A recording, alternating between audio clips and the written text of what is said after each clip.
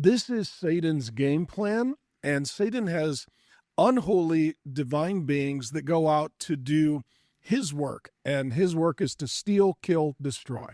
And what happens with Charlie, the world has been, they have stolen a great man by killing him and by destroying or seeking to destroy the work that he was doing.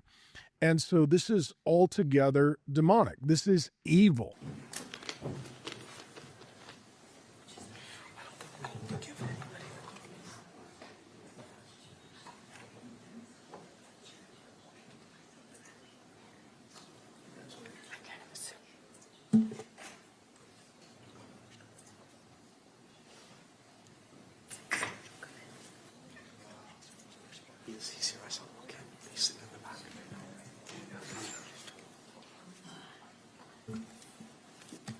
Well, that does not look like an innocent man. No. If you're innocent, you're freaking out, you're anxious, you're defensive, you are not calm, you are not collected, you're certainly not smiling. Some of the conspiracy theories regarding the execution, the murder, the martyrdom of our brother, my friend Charlie Kirk, are just wild. First, why would a father turn a son in if he was innocent? I mean, you've got a son. Yeah. I've got sons. The last person to turn a guy in if he's innocent is his dad. I mean, you're sentencing your son to death. You're sentencing your son to death, and you're destroying your entire family's legacy and name and reputation. You're sending your entire family into a PR storm, a media nightmare. You're sending your family into hiding from, death threats and media. I mean, you're literally burning your entire family to the ground for generations. What father does that if it's not true? Mm-hmm. I mean, it's insane. And then to see the man, I mean, he doesn't look innocent to me. No. I mean, if I was an innocent man, I would be sleepless. I would be exhausted. I would be defenseless. I would be distraught. I would not. He looks like a guy who has no remorse, no regret, and might be enjoying. It actually seems like he is enjoying the attention that he has achieved and accomplished his mission. And it's really remarkable and reprehensible. I'm glad that they have allowed media into the courtroom so that we can see it. I'm glad. And what we're seeing here is ultimately it's demonic. Mm-hmm. And when we speak of demonic, we're using a word from the Bible. Jesus' half-brother James actually uses the word demonic. He says that certain things are earthly, unspiritual, meaning devoid of the Spirit of God, and demonic. That's what James says. And demonic is simply this, like, this is Satan's game plan, and Satan has unholy divine beings that go out to do his work, and his work is to steal, kill, destroy. Mm-hmm.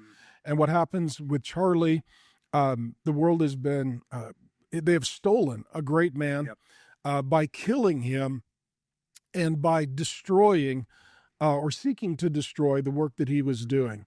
And so this is altogether demonic. This is evil. And we need to retain that category.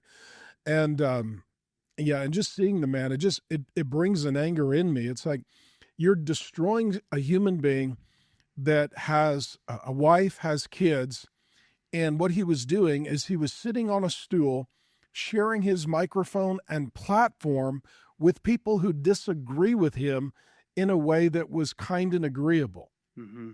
And so here is a civil man being murdered by someone who lacks all civility, not being destroyed by anything he has done to you personally because you've never met him, and simply being executed because you disagree with what he thinks. Yep.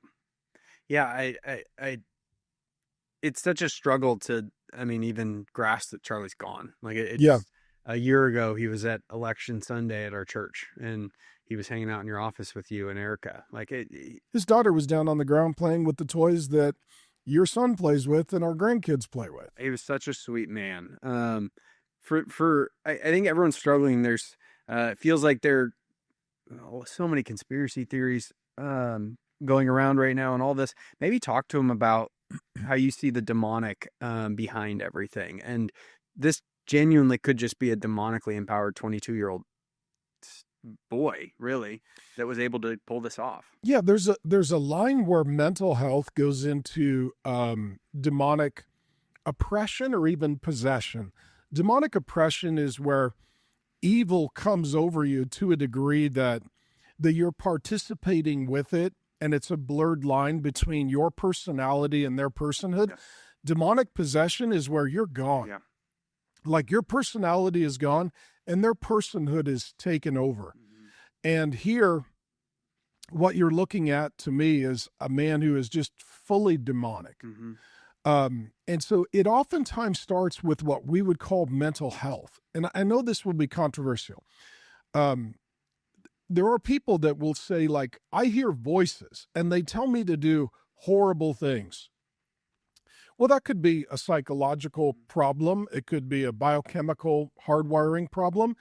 It actually could be spiritual. You could have a divine being speaking to you, just like you have a human being speaking to you. When you hear, like, you need to kill them, you need to murder them, you need to execute them, they need to die. When you hear that, well, that ain't God. We know that. So then, is that you talking to yourself, or is that a demon talking to you? And Revelation 12:10 says that Satan is the accuser of the children of God, that he accuses them day and night. If you're hearing something in the second person, you may be having a demonic encounter. And so the problem that we have today is we have a lot of people with mental health, but we don't have any clinical categories to deal with the demonic. Like in the DSM, the Diagnostic and Statistical Manual of Mental Health Disorders, which is considered the Bible for mental health, it mentions the soul 0 times. It doesn't even acknowledge that you have a soul or that you're a spiritual being. It doesn't talk about the Holy Spirit or demons 0 times.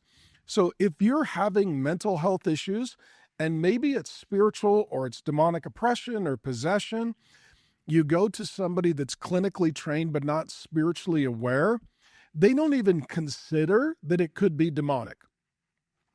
And what that means is if it's demonic, you can give them as many prescriptions as you want. Nothing is going to help, because what they need is deliverance.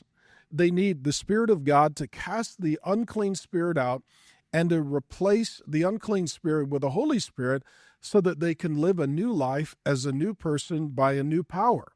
And so a guy like this, honestly, he needs to get saved. Mm-hmm. Otherwise, he is pure evil, and he is just going to die and go to hell and get tormented forever, because like Judas Iscariot, who murdered Jesus, he has literally just handed himself over to Satan. And so this is what Judas does. It literally says Satan entered into him. Yep.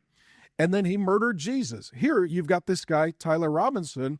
Satan enters into him. He murders Charlie because Charlie is serving Jesus.